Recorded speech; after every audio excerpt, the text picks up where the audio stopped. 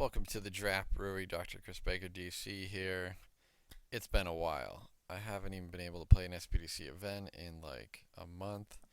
Been all over the place, working at GP Portland, playing in my draft league tournament, been traveling, all sorts of fun stuff.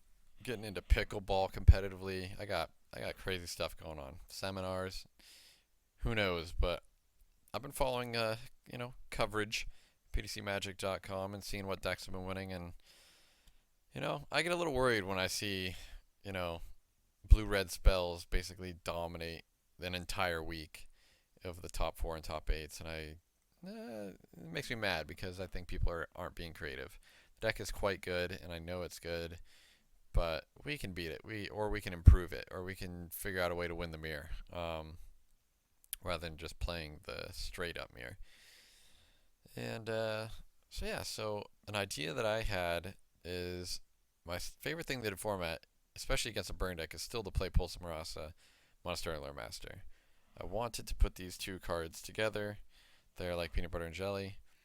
If I can gain a bunch of life and if I can recur this loop, I can basically deal with the blue red deck.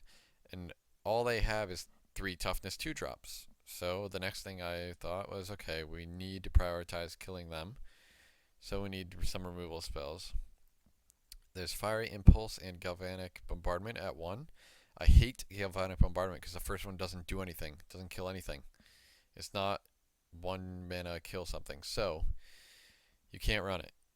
Now Fiery Impulse has the same problem, but all you need to do is play like turn 2, take inventory, or even just a turn 3 pieces of the puzzle, and you will fill your graveyard up enough typically to make it be able to kill something of 3 toughness. And then you're fine. So you don't have to waste the card for no reason. Alright, so you got Fire Impulse and Touch of the Void. Touch of the Void, again, doesn't ask anything of you except pay 3 mana, so it's a good thing to do. If you're on the play, you play one of your 2 drops. Again, we'll get through to them. Again, our deck is called Temur spells. We're basically the same deck as blue-red spells, except not trying to play a tempo game that ends the game super quickly. We're actually trying to play a control game that just has unblockable damage threats that must be answered. So we can kill quickly. Some games we do just have the blue-red spells typical draw, but we do have the ability to win this quote-unquote unbeatable late game with Monastery Lore Master and Pulse of Marasa looping. Okay, so we still get Take Inventory as the best card draw in the format right now by a lot. Tormenting Voice coming in second. And I have seen, Gwynedd has posted some very nice deck tech articles over at puremtgo.com, and he has highlighted a lot of red-green token decks and even the Simic Emerge deck. They're very token heavy, so having access to 1 Boiling Earth, 1 Chandra's Fury is very important. I like the instant speed of Chandra's Fury in case they go for a Might of the Masses. You can blow them out with this in response. Or just the flexibility of a 2 mana Boiling Earth early in the game, or the flexibility of the 7 or 8 mana Boiling Earth, either the 4/4 haste or the 4/4 comes to play tapped version of sweeping the board. So yeah, I like those removal spells. Again, we're trying to get the game to go late. Only 1 Rolling Thunder because it's usually bad if you're not trying to just end the game with it. I don't think there's very many opening hands that you want it in your hand. You just want to draw into it. Again, with these Lore Masters, we can potentially get back the Thunder or something if we need it. Other important cards to note is Ojutai's Summons for sure is just one of the best combos in the deck. With, again, it's like finding creatures with pieces from the puzzle. It's good against removal because it creates 2 bodies. It activates Elusive Spellfist and Thermal Alchemist to deal more damage. So it's kind of the top end that really helps knock them down. And 1 Boulder Salvo in the main as well. I've found Wretched Griff to be a bit of a problem for this deck. So I want some access to killing X4s, and Boulder Salvo's mostly always going to cost 2 mana, and if it costs 5, we're in trouble most likely. But can be a good card, and if we need to combo it with like a Fiery Impulse. That sometimes helps.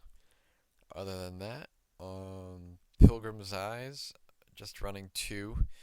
Don't have any emerge cards like no Vulture Savings or Wretched Grifts in this build, but really just need colorless ways to fix our mana since we are splashing 1 color.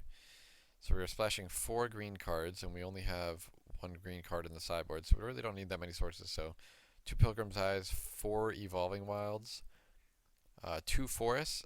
Again, you can't just run 1 forest because if you mill it off pieces of the puzzle, you have no way to get green sources into play. Really wish Prophetic Prism was in the format for that reason. And 1 Unknown Shore is a card that I think I've sworn to never play. It's like Roberto's like favorite card. I really don't like Sphere of Resistancing myself to play my spells, but being able to cast Pulse versus not being able to cast it is usually a big deal. So the mana was actually pretty bad for this deck. I had multiple games where I ended the game with multiple Pulse of Marasas in hand without a green source in play. So I could very well see potentially cutting a forest at or cutting a card for a second Unknown Shores, or adding a 3rd Pilgrim's Eye, or maybe potentially adding a Wretched Griff or 2. Make use of these Pilgrim's Eye. I don't know, but the deck is not set in stone. But played out very well today. So let's look at the sideboard here. Converter mana cost order.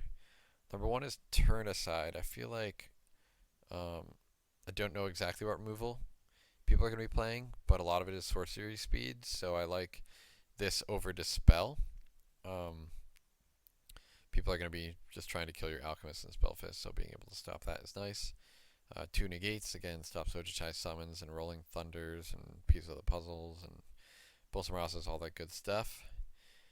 3 mana counter spells, Deny Existence and Spell Shovel. Again, good against things that care about the graveyard. I like the diversity too because it makes people play around more things. Potentially. I don't think people play around very much in these tournaments, but they do their best. So do I. What else do we got? I guess it's not converted mana cost order. We've got Chandra's Fury number 2 and 2 more Boiling Earth to help up with the tokens matchup.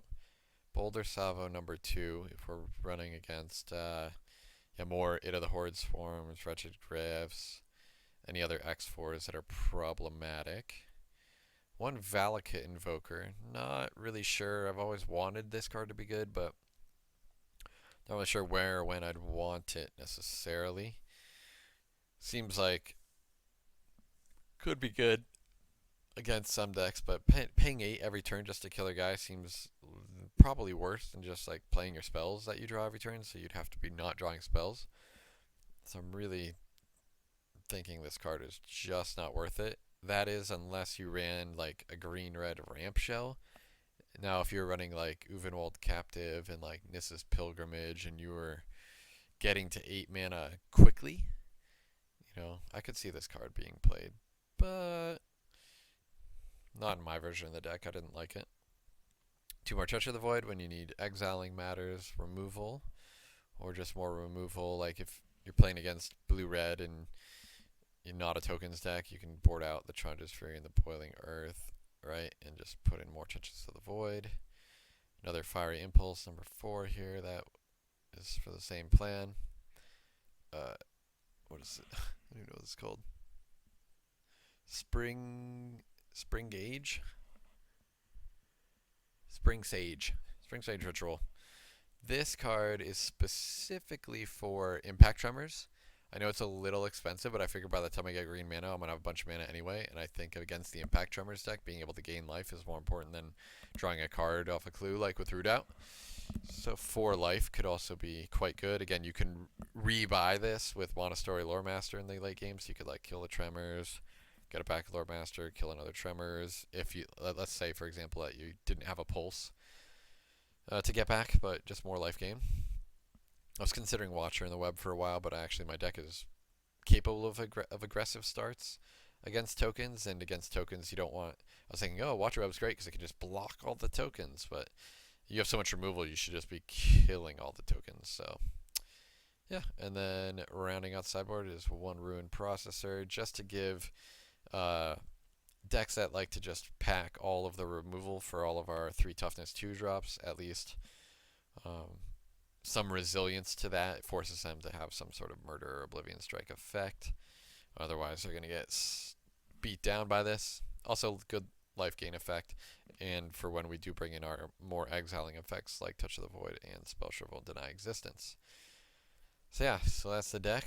I'll have some video replays up of the SPDC 34.05 today, which the deck did pretty good in. So yeah, so stay tuned for that. If you have any questions about the deck or any card suggestions or ways to make the mana base better, um, definitely talk to me in the comments, because this is a brew that I literally made up a half an hour before the event started this morning. Been I've been following the metagame, but I haven't been building decks or playing at all. And this is just like what my mind came up with as a metagame answer to blue-red spells for the most part. I just wanted to make sure that I had game against them and a decent control deck for some of the other styles of decks that have been visible out there. Alright, cool. So stay tuned for some video replays of my tournament. Thanks for watching.